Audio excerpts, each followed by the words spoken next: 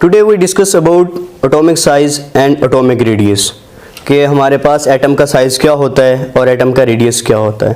First of all अगर हम discuss करें तो साइंटिस्ट को जितनी मुश्किलात शुरू में आई थी वो ये थी कि एटम की जो फिक्स बाउंड्रीज होती है वो नहीं होती, ना ही उसका कोई डिफाइंड मास होता है, ना ही उसका कोई साइज़ होता है।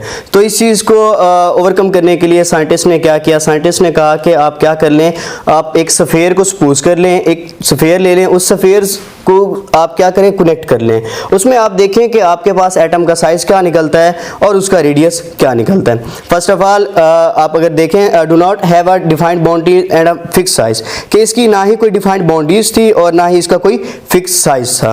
Next, difficult to measure the size of atom, तो इसका साइज मेजर करना भी साइंटिस्ट के लिए बहुत ज़्यादा मुश्किल हो रहा था कि हम बेसिकली अगर आप देखें, अगर आप एक डॉट लगाते हैं तो उसमें राउंड अबाउट माना जाता है कि 2 मिलियंस एटम्स पाए जाते हैं। तो इस तरह से उनको उनका साइज मेजर करना या उनकी बाउंड्रीज या उनके स्फीयर्स को ढूंढना तो ये बहुत ज़्यादा मुश्किल बात थी, क्योंकि ये हमारे पास क्या हो जाता है, नैनोमीटर्स में जाके इसका माइनस नैनोमीटर्स में जाके इसका साइज बनता है एक एटम का। तो उन्होंने क्या किया, उन्होंने सपोज किया कि आप स्फीयर लें, स्फीयर्स को आपस में कनेक्ट करें तो देन आप उसको डिफाइन कर सकते हैं, उसके एटॉमिक रेडियस को मेजर कर सकते हैं।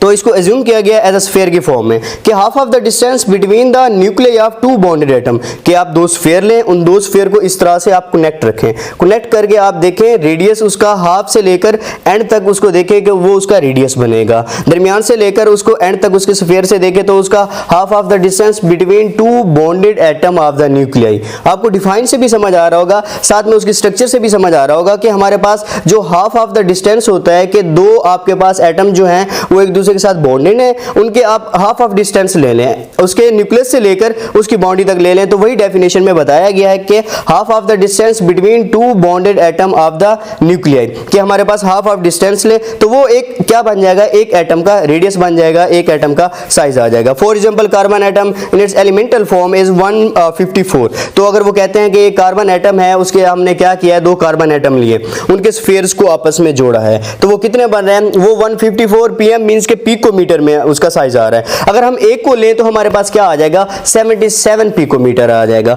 तो इस तरह से साइंटिस्ट ने क्या किया था, शुरू में ये एज्यूम किया था कि आप स्फीयर्स ले लें, स्फीयर्स को आप आपस में अटैच करें, अटैच करने के बाद आप उसका डिस्टेंस क्या कर सकते हैं, इजीली मेजर कर सकते होते हैं। अब इसके कुछ ट्रेंड आ जाता है हमारे पास, trend atomic size and atomic radius का पीरियड में भी आ जाता है और ग्रुप में भी आ जाता है। जाहिर सी बात है, अगर आप पीरियोडिक टेबल को डिस्कस करते हैं तो उसमें आप देखते हैं कि हमारे पास क्या होते हैं, पीरियोडिक टेबल को अरेंज किया गया पीरियड और ग्रुप्स की फॉर्म में अरेंज किया गया है। अगर हम पीरियड में देखते हैं तो हमारे पास जो एटम का साइज होता है पीरियड में वो क्या होता जाता है, वो डिक्रीज होता जाता है।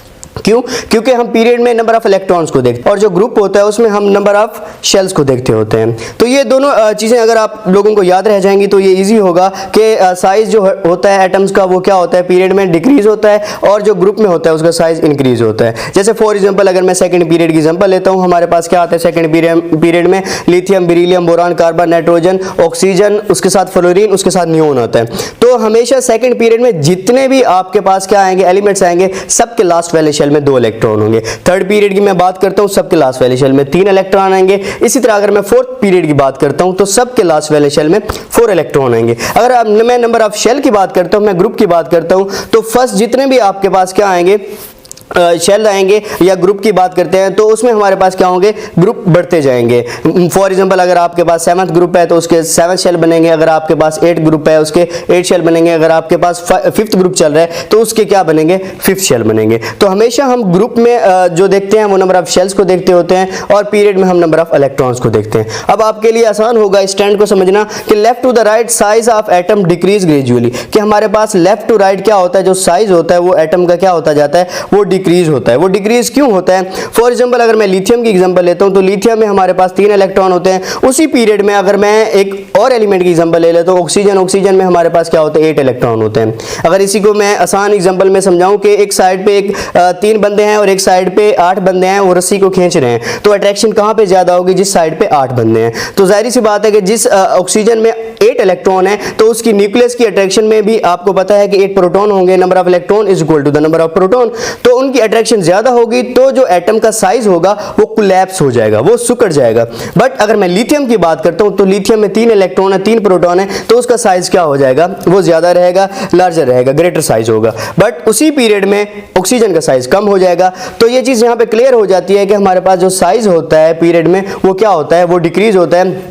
डिक्रीज होने की रीजन भी बता दी है कि नंबर ऑफ इलेक्ट्रॉन बढ़ेंगे, जैसे जैसे नंबर ऑफ इलेक्ट्रॉन्स बढ़ेंगे वैसे वैसे न्यूक्लियस की अट्रैक्शन जो होगी वो लास्ट वाले शेल इलेक्ट्रॉन में बढ़ती जाएगी, वैसे वैसे हमारे पास जो साइज होगा वो कोलैप्स होता जाएगा, वो डिक्रीज होता जाएगा। Effective nuclear charge increase gradually, वही बात आ गई कि हमारे पास इफेक्टिव न्यूक्लियर चार्ज उसका क्या होगा, इंक्रीज होता जाएगा। Addition of electron not a shell, वही बात है जो मैंने आपको ऑलरेडी बता दी है कि हमारे पास इलेक्ट्रॉन तो ऐड होंगे, सेकंड पीरियड की बात कर रहे हैं उसमें इलेक्ट्रॉन तो ऐड होते जाएंगे, कंटिन्यूअसली ऐड होते जाएंगे, बट उसमें शेल ऐड नहीं होंगे। दैट्स व्हाई जो न्यूक्लियस की अट्रैक्शन है वो इलेक्ट्रॉन पे वन बाय वन करते करते वो बढ़ती जाएगी। नेक्स्ट अगर हम देखें शेल डू नॉट इंक्रीज, वही बात आ गई कि शेल इसमें इंक्रीज नहीं होंगे, हमेशा पीरियड में इलेक्ट्रॉन इंक्रीज होते हैं, बट ग्रुप में हमारे पास क्या होंगे, शेल इंक्रीज होंगे। नेक्स्ट अगर मैं ट्रेंड की बात करता हूं ग्रुप में, the size of atom increase from top to bottom. Already आप लोगों के साथ डिस्कस कर लिया है कि जो ग्रुप होता है उसमें हमेशा नंबर ऑफ शेल को देखते हैं। अगर हमारे पास 6th ग्रुप है तो उसके 6 शेल होंगे, अगर हमारे पास 8th ग्रुप है तो उसके 8 शेल होंगे, अगर हमारे पास 7th ग्रुप है तो उसके 7 शेल होंगे। जैसे जैसे नंबर ऑफ शेल बढ़ते जाएंगे वैसे वैसे न्यूक्लियस की अट्रैक्शन लास्ट वाले शेल इलेक्ट्रॉन पे कम होती जाएगी। तो इसलिए न्यूक्लियस को लास्ट वाले शेल इलेक्ट्रॉन अट्रैक्ट करना क्या होता जाएगा, मुश्किल से मुश्किल होता जाएगा, तो उसका साइज क्या होता जाएगा, वो बढ़ता जाएगा। अगर वो लास्ट वाले से इलेक्ट्रॉन को क्या करता, अपनी तरफ अच्छी तरह से अट्रैक्ट कर पाता तो साइज फिर डिक्रीज होता, जो कि हमारे पास पीरियड में हो चुका है। बट यहां पे क्या होगा ग्रुप में कि हमारे पास नंबर ऑफ शेल बढ़ते जाएंगे, नंबर ऑफ शेल बढ़ते जाएंगे तो न्यूक्लियस की अट्रैक्शन कम होती जाएगी, न्यूक्लियस की अट्रैक्शन कम होती जाएगी तो उसका साइज क्या होगा, ग्रेजुअली हमारे पास इंक्रीज होता जाएगा। तो ये basically atomic size, atomic radius का ट्रेंड होता है ग्रुप एंड पीरियड में। It is because a new shell of electron is added, वही बात आ गई कि हमारे पास न्यू शेल ऑफ इलेक्ट्रॉन उसमें ऐड होंगे।